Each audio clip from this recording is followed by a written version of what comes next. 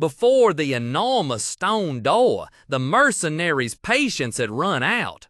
One of them repeatedly slammed his fist against the stone surface, growling angrily, "Hey, open this damn door!" The chieftain turned, seeking the others' opinions. Everyone agrees? While another, seemingly impatient, urged, "What are you all doing? Let's go!" Amidst the chaos, a resolute female voice rang out, drowning out all the noise. "We can't do that!" Instantly, the mercenaries froze, collectively turning their heads in astonishment. They looked up to where Amy Calmus and her companion stood observing them. Amy crossed her arms, a cold and powerful smile playing on her lips. Her eyes flashed with a menacing red light, devoid of their usual gentleness. She looked directly at the group, her voice resonating with unshakable determination. "Today, we absolutely must enter Kergo." In the heavy and suffocating atmosphere of the ancient temple, despair was evident on the mercenaries' faces. One female mercenary forced a strange smile and turned to her comrade.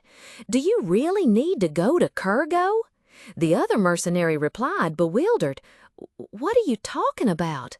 The female mercenary lowered her head, her false optimism vanishing, replaced by resignation. "I want to get out of here too, but we've tried everything." Standing with her arms crossed, Amy calmly spoke, breaking the stalemate. "What do you mean? We still have one more option." Her words startled the female mercenary, her eyes widening in horror as a terrible thought flashed through her mind. The group faced the old chieftain, who stood guard with a solemn expression. His voice echoed, dignified and cold. "This is the hall of accomplishment and sacrifice. Prove your worth by overcoming Miro's challenge. If you wish to prove yourselves through sacrifice, 4 offerings will allow 4 to enter." Those words made the mercenaries pale with fear. Ryan, not understanding what was happening, turned to ask a soldier, "What is he saying?" The mercenary stammered, deliberately mistranslating to conceal the horrifying truth. "He says we should leave if we're done here." "What? That's odd," Amy muttered, a sharp glint in her eyes. A mysterious and somewhat frightening smile appeared on her lips as she faced the group. "That's not what I understood. What I heard was, we can sacrifice 4 people so 4 others can enter." One of the mercenaries suddenly froze. He spun around, veins bulging on his temples, and roared furiously. You knew his language all along?" Amy, still facing away from him, retorted sharply, "What do you mean? Isn't that what he said when we first got here? You think I'm stupid enough not to remember that?" Her cutting words left the mercenary speechless. Wait, what? Cold sweat trickled down his back, his mind reeling with the thought, isn't it even stranger to remember it after hearing it only once? Amid the tense atmosphere, Elzine frantically grabbed Shirone's sleeve. Trembling, she hid behind him, her face pale and tearful with fear. "Shirone, Amy's so scary. Are we really gonna fight?" In contrast to Elzine's panic, Shirone remained strangely calm. He turned to look at her, gently reassuring her.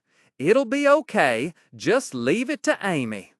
In front, Amy slowly turned to face the group of mercenaries. She cracked her knuckles, a confident and defiant smile playing on her lips. "All right," she declared. "Come at me, all of you." Amidst the chaotic space, Amy flashed a confident smile, her piercing blue eyes gleaming coldly. She casually waved her hand towards the horrified mercenaries. "I don't think you want to be sacrificed willingly," she said, her tone taunting. "So at least put up a good fight and struggle a little, won't you?" Her challenge stunned the mercenaries, their faces shifting from anger to sheer panic. Cold sweat trickled down a soldier's temple as he realized the grim truth. Fight! The desperate thought flashed through his mind. In the skirmish, he had witnessed the blue-haired boy, Rian, fighting their strong man to a standstill, their swords clashing and sparking. The blonde girl, Elzine, was even stronger than their leader, easily taking down his comrades. And then there was the red-haired girl, a sorceress with terrifying power, who created a sea of fire that incinerated everything, a completely different level. And my arrows, too. In his imagination, the archer gritted his teeth, drawing his bow taut with a look of grim determination, even though he knew his efforts against these monsters were futile. A blinding light erupted, engulfing everything in its fury. The mercenary only had time to widen his eyes in horror, his face contorted with utter fear, before the immense power sent him flying backward. For a moment, he felt absolute helplessness as his body was swept away like a leaf in a whirlwind. At the epicenter of the explosion, Shirone stood firm, his golden hair fluttering slightly in the residual magical energy. His hand reached out, his blue eyes emitting a cold, authoritative light. He uttered a quiet remark that sounded like a judgment. The archer realized his arrows were definitely slower than light. The harsh truth struck the mercenaries hard. Terror gripped their minds as they realized the insurmountable power gap. A desperate thought flashed through their minds in unison. We can't win. We're gonna be destroyed. As the light faded, leaving behind a devastated landscape, the mercenaries' arrogance also turned to ashes. All of them, including the leader, bowed deeply before Amy, their voices trembling with regret and fear. I'm sorry, we shouldn't have treated you that way. He turned sharply, yelling at his stunned comrades. Hey, you three apologize too. Urged and overwhelmed by Shirone's power, the other mercenaries hastily bowed their heads. Their tones were stammering and belatedly sincere. I'm sorry, I've learned a great lesson from this. We were too arrogant. Please forgive us. However, Amy only looked down coldly at the cowering figures. Her voice was sharp as a knife, cutting through their apologies. Is that all you want to apologize for? Her question made the mercenaries flinch, raising their heads with confused and fearful expressions, realizing that forgiveness was not as easy as they had imagined. Suddenly, the mercenary group froze. One of them, his face drained of all color, eyes wide with terror, trembled uncontrollably. He stammered in utter fear. We also...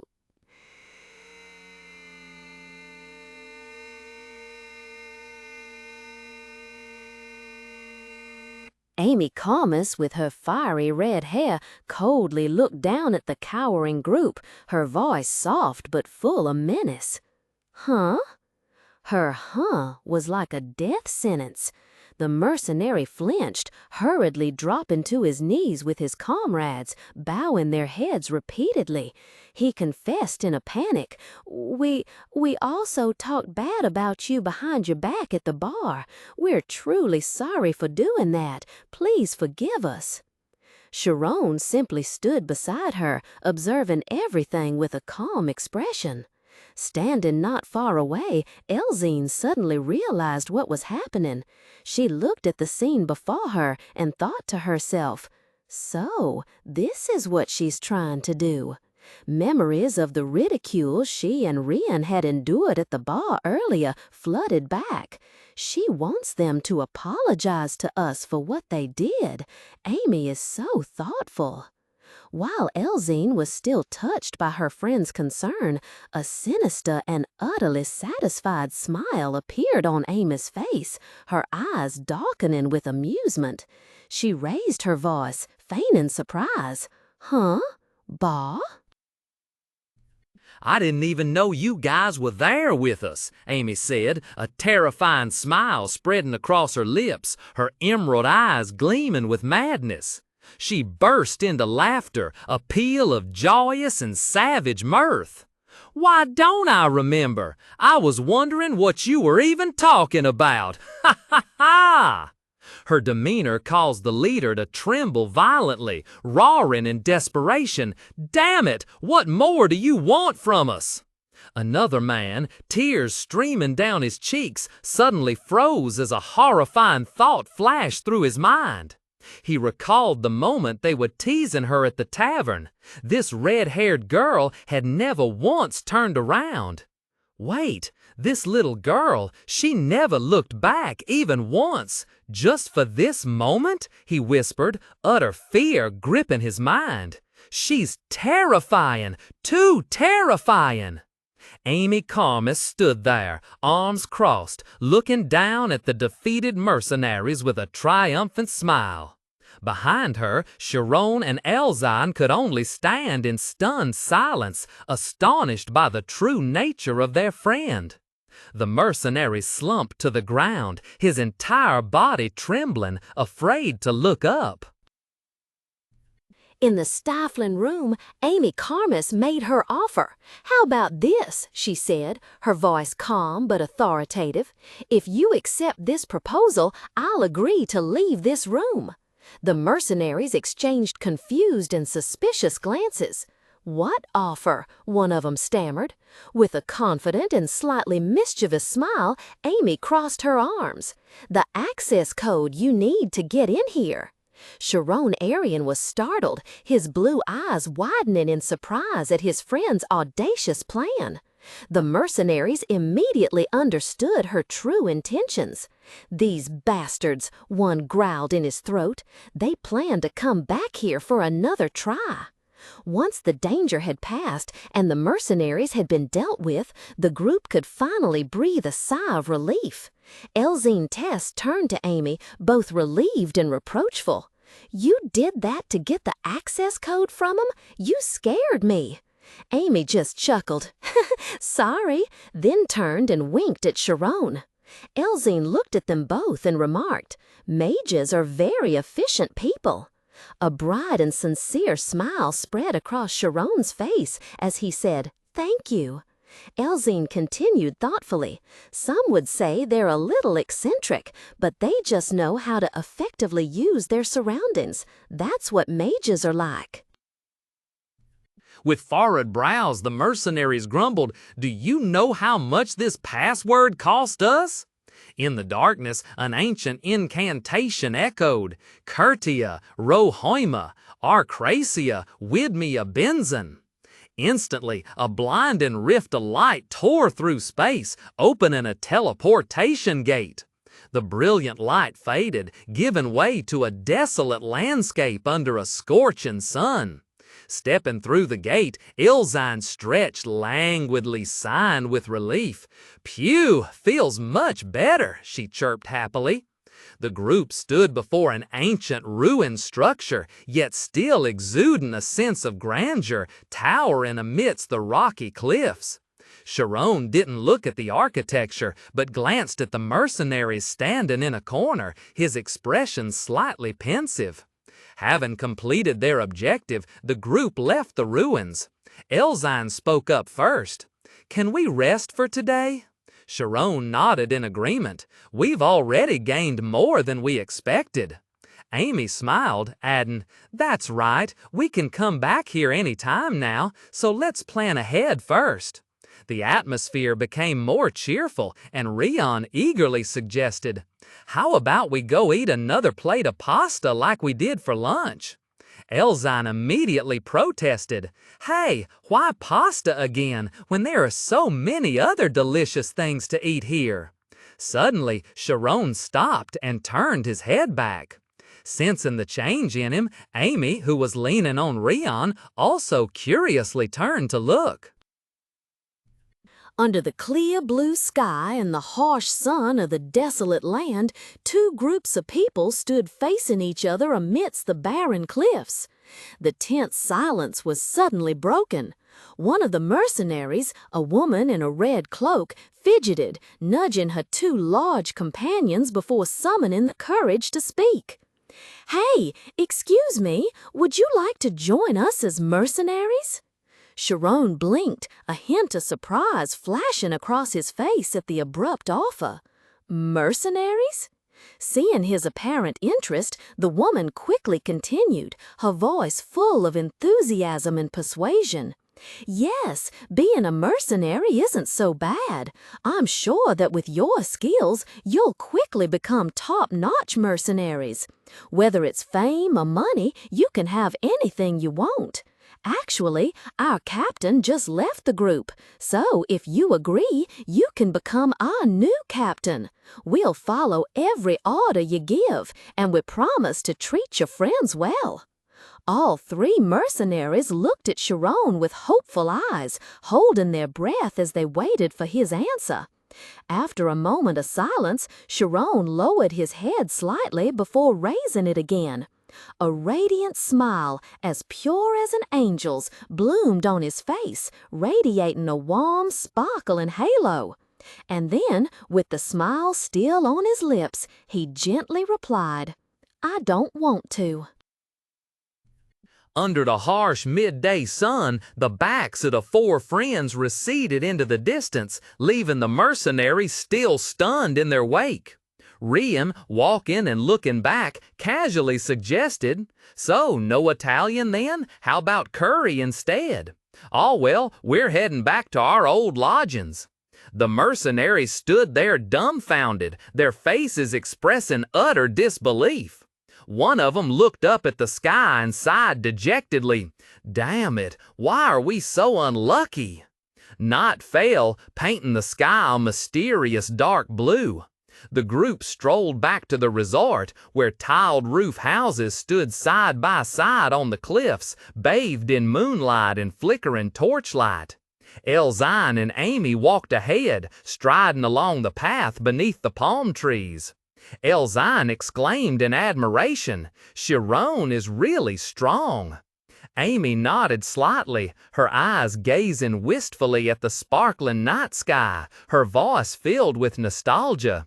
"Yes, he surprised me a lot too. I still remember vividly how he failed 1,000,000 times just to learn teleportation magic. It's just..."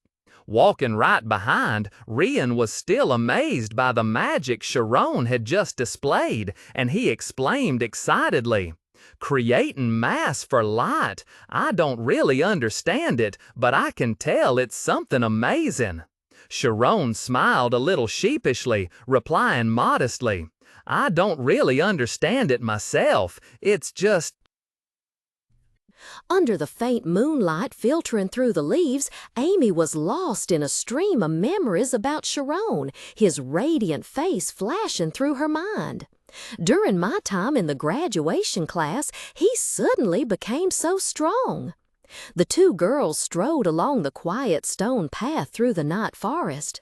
Elzine suddenly spoke, interrupting Amy's thoughts. "Wait, Shirone won't be able to enter the graduation class until next year at the earliest, right?" Amy replied softly, "Huh?" Elzine looked directly at her friend, her tone becoming serious. "If you graduate this year, what will Shirone do?" "Why are you asking me that?" Amy was a little confused. "Because it's important," Elzine stated firmly, her cheeks slightly flushed. "Didn't you say you wanted to become a soldier after graduation? Then you'll probably join the army in the capital, and Shirone will be left alone for a whole year. I'm sure Shirone is more than capable of entering the next graduation class, but you two will still be separated for an entire year." Elzine's words struck Amy like a bolt of lightning, causing her to freeze. "Ah!" Her face suddenly flushed red, and her troubled green eyes looked down at the ground. She realized a truth she had never dared to confront. "That's why." A memory suddenly flooded back. In the darkness by the window, she draped her cloak around her, turned around, and shouted at Shirone. "Hurry up and follow me, otherwise you'll have to call me senpai for the rest of your life." "I told him to follow me," Amy whispered to herself, the embarrassment and the newly revealed truth making her want to hide her face. "I guess I never really thought about it." The click of Amy's and Elzine's heels echoed rhythmically in the quiet as they walked home. Amy thoughtfully shared, "The only reason I want to be a soldier is because I'm a good shot. I've just been so focused on what I want to do after graduation that I've never thought about anything else." Elzine playfully nudged her friend. "Why don't you become a spy? That way you can see your boyfriend whenever you want. It's the perfect job for you because you're beautiful." Amy's face flushed red and she stammered in protest. What are you talking about? Besides, I'm not good at being a spy. I don't have senses as sharp as yours." Seeing her friend's adorable embarrassment, Elzine laughed. "So cute. Don't worry. I'll teach you. Just follow me." Suddenly, she wrapped her arms around Amy from behind. "First, you have to open up your senses." Caught off guard by the sudden embrace, Amy yelped, "What are you doing?" "Shh!" Elzine abruptly signaled for silence, placing a finger to her lips, her playfulness completely gone, replaced by intense focus. Her gaze sharpened, fixed ahead. Amy immediately fell silent, sensing the unusual tension emanating from her friend. Elzine leaned close to Amy's ear and whispered in a serious tone, "There's someone in front of our house." She listened for another moment and then firmly, "Judging by the breathing, it's a man." In the distance, beneath the yellowish glow of the streetlights illuminating the white wall of the house, a solitary figure was shrouded in shadow. Suddenly, the whole group stopped dead. A horrifying sight met their eyes. Shirone froze, his eyes wide, and unconsciously breathed, "What?" Next to him, Amy's face went pale. Her eyes widened, filled with shock, as she recognized the person sprawled on the cold ground. She could only manage a choked sob.